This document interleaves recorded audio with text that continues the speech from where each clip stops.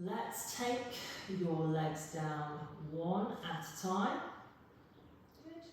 And this is a fun bit. We are going to place the band around one thigh. In fact, if we start with your right thigh, and you're going to hold the band in your right hand a little bit wider than your mat. Okay? So you will have to resist somewhat with your right thigh to keep it in the middle. Here we go. Open your right knee, rolling onto the outside of your foot. Pin that band down to the ground and then draw your thigh back to where it came from. That's it. So we're opening and we're closing back to where we started. Good. Aim to keep your pelvis as level as possible as you open and you close the thigh. We'll layer up here with a bit more difficulty as we go. So have a moment. We'll do exactly the same thing with your left thigh. So if you lasso it and then have your hand on the ground a little wider than your mat so it feels somewhat resistant to keep your thigh in a parallel position. I'm going to open it and then close it. So there is a bit of effort from the inner part of your leg to come back to the middle. Again, make sure you're breathing and we're focusing on staying as level through the back of your pelvis as possible. Good. Remove your band. Remove your band. Okay, if you have any dizziness or vertigo issues, it's probably useful to keep your cushion in place if that is more comfortable for you. If you don't have any dizziness or vertigo issues, just remove your head pad at this point because we're going into a bridge series.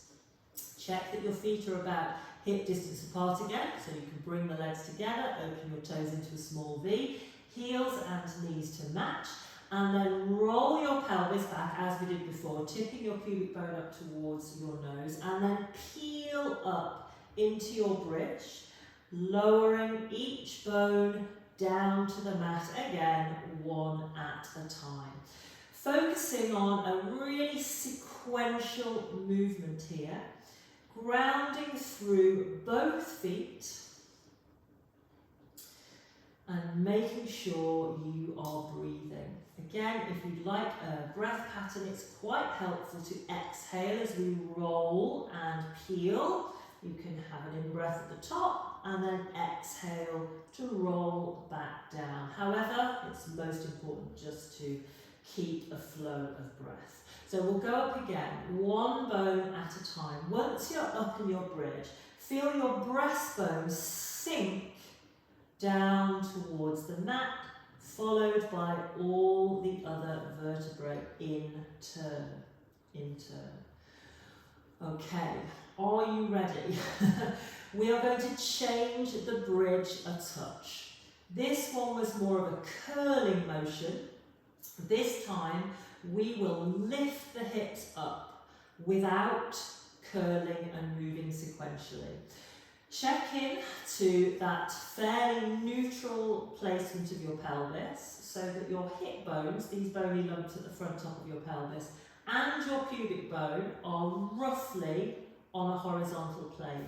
Lift your hips straight up from the ground and then slowly return to the mat. You will be landing on your sacrum. So there is no roll down through the spine bone by bone. You will be landing with length through your pubic bone. Here we go again. Lifting and then keep the pubic bone reaching forward as you land very softly. Now this is the mechanics of, or these are the mechanics of rising trot. We have this hinging motion where this crease touch the top of your thigh, so you can have a little feel of that. That crease opens as we go into the rise, and then it folds. It folds as the thighs roll back. The top of the thigh bone rolls back into the hip socket. So we get this opening, the crease opens at the front, and then we fold just there, just there. Okay, here we go. We lift and we lower, landing very lightly. Aim to put very little weight down on the mat before you lift up again. This helps to avoid that double bounce effect where you land and then roll back into the saddle. So keeping this length, in fact it's quite useful to do this. Pop fingertips on your breastbone, somewhere in the middle, and then find your pubic bone. So we've got those in line. Lift and lower. We want to keep the distance between those two pretty much the same as you lift and as you lower. So this should not really shorten or lengthen, just maintain the same. Just maintain the same.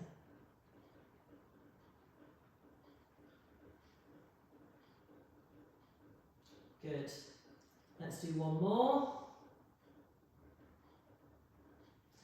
Take a moment.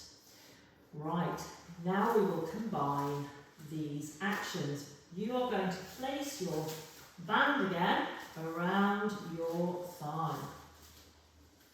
And we're going to hold it out to the side. There will be a bit of resistance there to keep your leg in the original parallel position. Here we go, let's lift. We're going to lift into your bridge.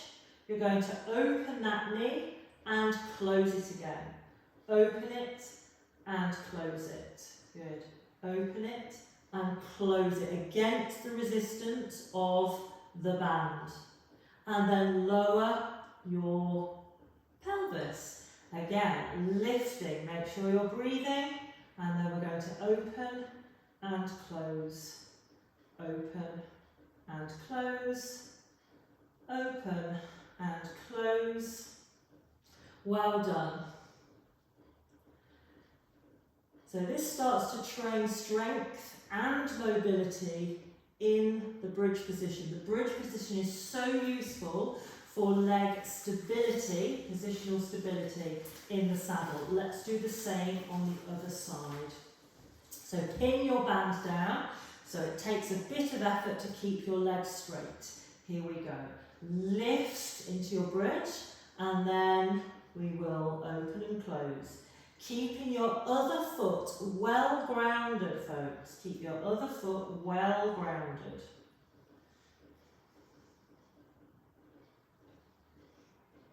Good. And lower. Land lightly. Make sure you're breathing. Up we go again. And draw it to the middle. Make sure the inside of your foot connects with the mat.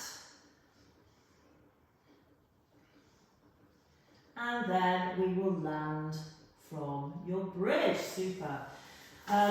We need to change position for a sec. So if you come onto your side, come into seated, here's the fun bit. You're going to tie your legs together.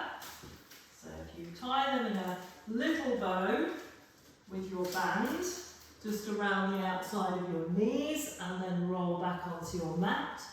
We're doing pretty much the opposite now with your legs. Okay, we're going to lift into your bridge and then both sides at the same time, opening and closing. Opening and closing. You'll see I've got my fingertips on the pelvis there just to get a bit of feedback there. We want those hip bones to stay as level as possible. We're going to land from your bridge. Okay, up we go again. So into your bridge, but this time only moving your right leg. Keeping your left foot well grounded into your mat. And making sure you are breathing. Aiming for these hip bones, the top of the pelvis, to stay as level as possible. And then we will land lightly. Up we go again. And other side, opening and closing. Keeping your right foot well grounded and the top of the pelvis as still as possible. Good. And let's land. Woo. Very good, folks. We can roll onto your side and take the band off. We are moving into side lying now. Depending on how long your band is, will depend on the positioning for the next exercise. In fact, I'm going to show you the stirrup loop, because if your band isn't as long as mine, you will need the stirrup loop. We are tying the double knot in your band.